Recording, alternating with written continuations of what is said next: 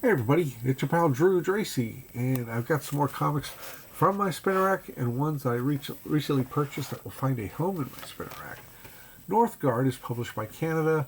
The only Canadian superhero of any prominence I knew before this was Captain Canuck, which came out a decade prior, and this is a different design, and it's pretty cool. He's authentic on his own, in my opinion. This came out in 1985. Its New Triumph is not the publisher, it is the title of the series.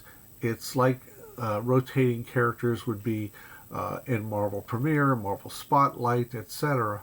However, the first several issues I know are just Northgard. I don't think they got to continue it, but it's Matrix Graphic Series is the publisher. Love that cover. Love it. And this came out in wake of the huge Mutant Ninja Turtles black and white boom. There were so many impersonators, let me see, no, knockoffs of the Turtles, I'll just say, that there were also a lot of good superhero comics that came out too. This is Mark Shaneblum, Gabriel Morissette, Jacques Boyven, Ian Carr. Really, really good stuff. Really, really good stuff. Very professional looking. So we have our main character. He's really upset. What were they supposed to say? Nice job you did of almost getting yourself and Leela killed. Here, take the most powerful weapon in the world and have fun. I blew it. I let Giberson get to me, and I just stopped thinking. You want it back? They want his power patch back. It's not a nicotine patch. I understand that you made the Uniband a part of me. I understand that you mutilated my body so you could use it. I agreed to be your agent. I agreed to help you stop those madness nutcases, whoever they are. I did. I suppose saving the life of the Premier of Quebec counts for nothing. You got lucky, but you were also put down in 10 seconds by an unarmed thug. I'm sorry, Marilyn. The time for coddling is over. This boy has to face reality. You got your chance to play Superman, kid. What more do you want from me? Go home. Got a sip of water. The twist I really like about this is that he's got the superpower, but he doesn't know how to physically fight. You know, fisticuffs, any kind of martial arts. So he goes to this Taekwondo studio, or at least the studio that's advertising Taekwondo. This woman is doing some ballet. Well, you know the guy in the weird costume who saved the Premier's life at the rally? Yes, that was me. Uh-huh. You don't believe me? I didn't say that. I'll prove it to you. Click.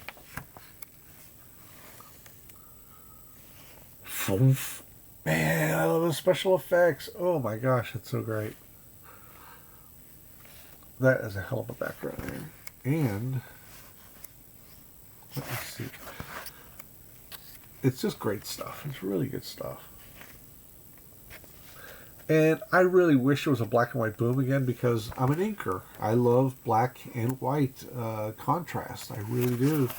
And I appreciate the colors of modern comics, but they pretty much put inking in the background. Or, they basically smother inking. And it's not even intentional. It's just, that's how color goes. Give me a second. That's the panel I wanted to share with you. That first panel is awesome. When I worked with Dusty Abel for about 3 years, he loved to throw in backgrounds. He was nuts in a good way. And I would ink them. In fact, I would do that first thing in the morning because I could use my straight edge, not worry about being wobbly. Give myself an hour or two before I started doing faces and features. But that's really nice because you can easily like have it mush when it gets reduced if you do line work. Or you could have had too little and it not look authentic. Beautiful stuff. Beautiful, beautiful. And it's continued. I gotta find the other issue sometime. The Jam by Bernie Miro. I apologize if I don't say his name right, but really cool stuff. Bernie was, he's up in Canada. He was friends with, up in Toronto, friends with Matt Wagner, Joe Matt, the comic book autobiographical, Anyway, his comic was called Peep Show, and it was an autobiography. I can't say it. Autobiography in shape of comics form. And what is it? Yummy for Chester Brown, a bunch of people, and Seth, the guy who designed all those Peanuts reprints years ago. Wow, this great line work. No time to think. He attacks. Wham! He's just playing with the dog. Let go of me, you asshole. That shadow there with the face and her hairs all over. I love that panel. It's just really scary. It's horrible. You beat us. Very much I think the Brothers Hernandez kind of graphic. Well, the Jam decides to jump between buildings. That's cool. A little bit of Steve Ditko kind of feel there, but so he heads over. Look at all that line work. Some a-holes revving his car down the street. There ought to be a law. So anyway, saves him. Heads back. I love it. Timmy, you can't tell anybody about this. Do you understand? Why? We got saved by Superman. Did you see him fly? Whee! I love that. Now to Justice League. This annual came out less than half a year of this new iteration of the Justice League. Love that hot pink background. That really stands out. And the pencil written by Giffen and DeMatteis. Giffen does the layouts. DeMatteis does the word balloons, the script. Bill Willingham, who worked at Comico for years on a book called The Elementals, that was pretty popular. And eventually he sold the rights to them because he just needed to focus on other stuff like this. Really, really great stuff. It's got Bill Willingham and a murderer's row of inkers. Dennis Janke, P. Craig Russell, Bill Ray, Robert Campanella, Bruce Patterson, Dick Giordano. Well, I would love to ink this, but I didn't break into the industry until a few years later. But you see the feel. You still have the Giffen layouts and the opportunity for faces to be focused on. So he's up to the task. It has that nice...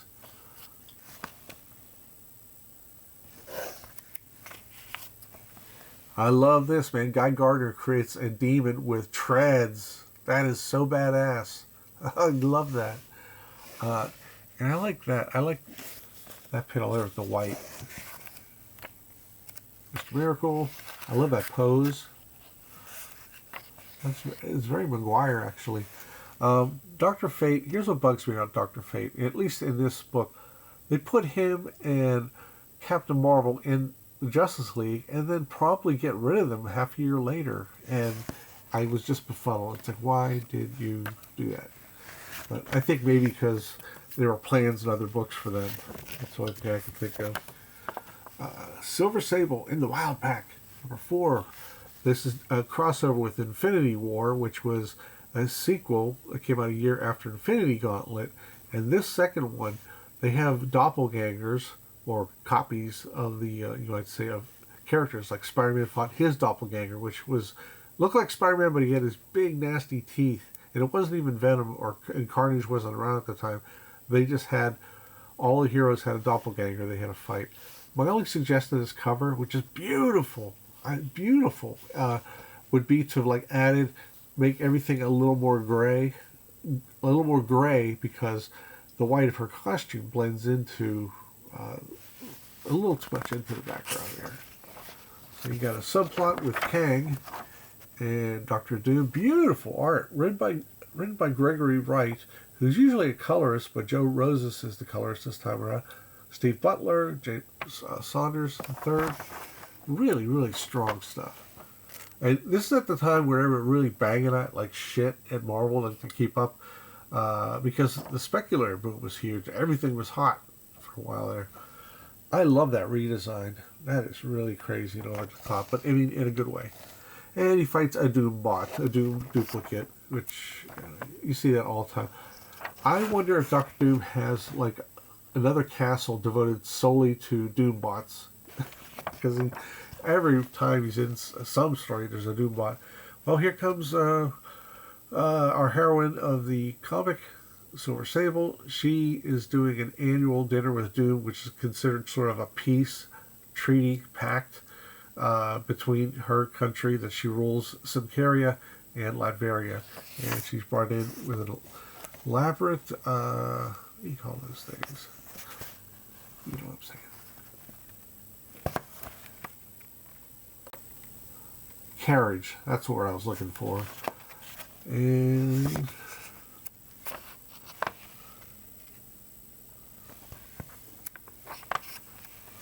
the carriage is hanging out there, and for whatever reason, the Doombots, there's Doombots who look like Doom, and then there's the bots who look like bots, but they're called Doombots. So, for any Doomcoff out there like me, who didn't know what a Doombot was, it's kind of blurs the lines. Well, you dare serve this bilge to Doom? I offer my apologies. Doom accepts no apologies. No wine before it's time. And Silver Sable's had it. The peace between Latveria and your Symkaria is a courtesy I've been going back decades. A courtesy I'm revoking. I'm not going to go to the Kang subplot because it's not really there. Here's Sandman, who's a member of the Wild Pack, who is a super team, good guys. He's reformed, which I never liked. And apparently John Byrne didn't either, because he switched him back to, being a bad guy again. So masterful there. Huh. She trims her dress because it's not, she can't fight it. It'd be cumbersome. And it's another Doombot. Ay. Somebody should do like a body count or a robot count of how many have shown up in Marvel Comics all these years.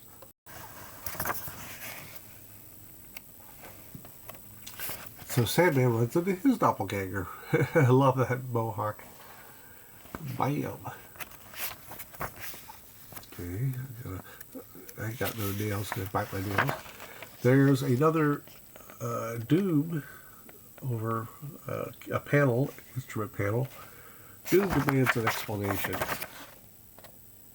And it's Silver Sable disguised as Doom. And I love that. I love that image. It's very, very clever. On to Weird Wonder Tales. This is a book I pretty much avoided. It was it's all new Kirby cover. This is back when he came back to Marvel. Basically, it's a reprint title that had a lot of the Kirby monsters and Ditko, just weird, nervous, kind of creepy stories. And in several issues, Dr. Druid is the host. He's not a full-fledged superhero yet. He's hosting these episodes. Dr. Druid was Marvel's first superhero prior to Fantastic Four. He was called Dr. Droom, D-R-U, like Dr. Doom with an R in it. And it was pretty weak. It only lasted like 5-6 issues as a little story, and it's like 10-page stories in these books. So, however, in this issue, there's no introduction by Dr. Druid.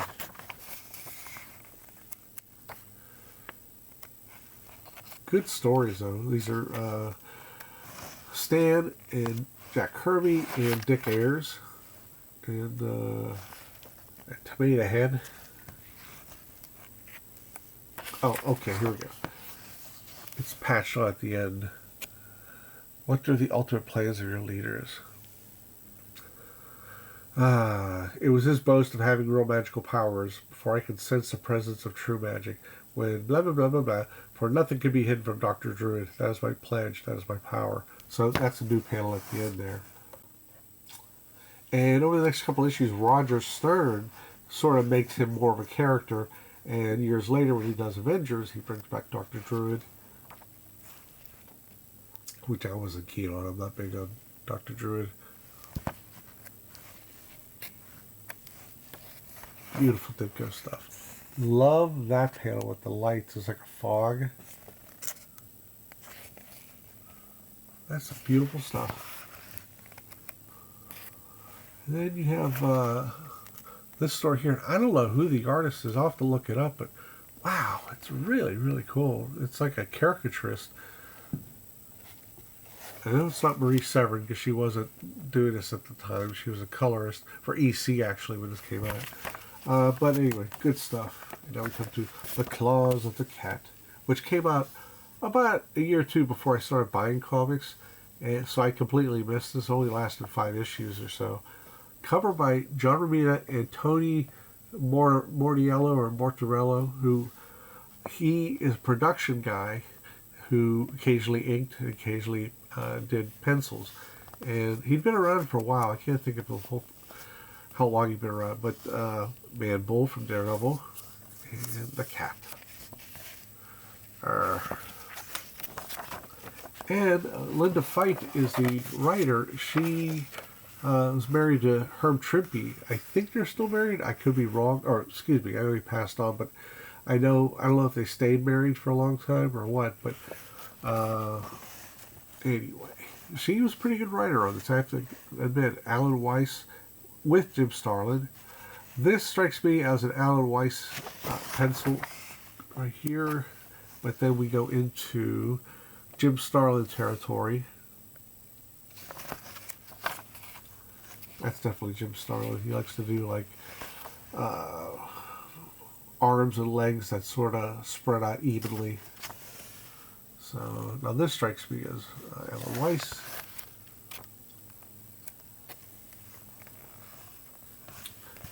Really great storytelling. And it's fun. It's a shame it didn't last.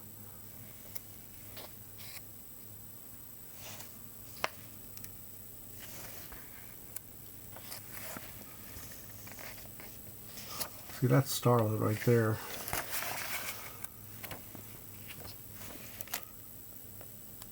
Hang on, everybody. Come on, focus. I'm a very patient guy. There. Okay. I won a lot of radio contests because I'm not patient. So the backup, you get another story written by Linda Fite, but it was, gosh, it was like 6 years earlier. It was the story of Marvel Girl from the X-Men. I love that costume so much. I kind of wish she still had it. Now the Avengers all look like, I don't know, paratroopers, and they look like, you know, so militant whenever Jim Lee brought them around. So really good stuff here. And that is a really great image. And part of being normal is to turn men's heads without really trying. Like, ooh. Yeah, it's Warner Roth who was doing Ink by Sam Gray, a good team there. Warner Roth did X-Men for several years, and a lot of people hated it, but I liked it. I found it really charming. And also, there was something else I was going to say about it. Warner Roth. Oh well, whatever I was going to say, it's lost to me now. It's gone through the mists of my memory. So we got us the Cat, Weird Wonder Tales, Sylvia Sable, Justice League, and Northgard. So let me know what you think. Tell me any stories like when you first ran into these comics. And this only lasted 4 or 5 issues. You know, did you happen to see it before it was canceled abruptly? Were you digging on Silver Sable or Weird Wonder Tales? Justice League, baby, and Northgard is really good. So that's all. All right, you take care, everybody. Bye.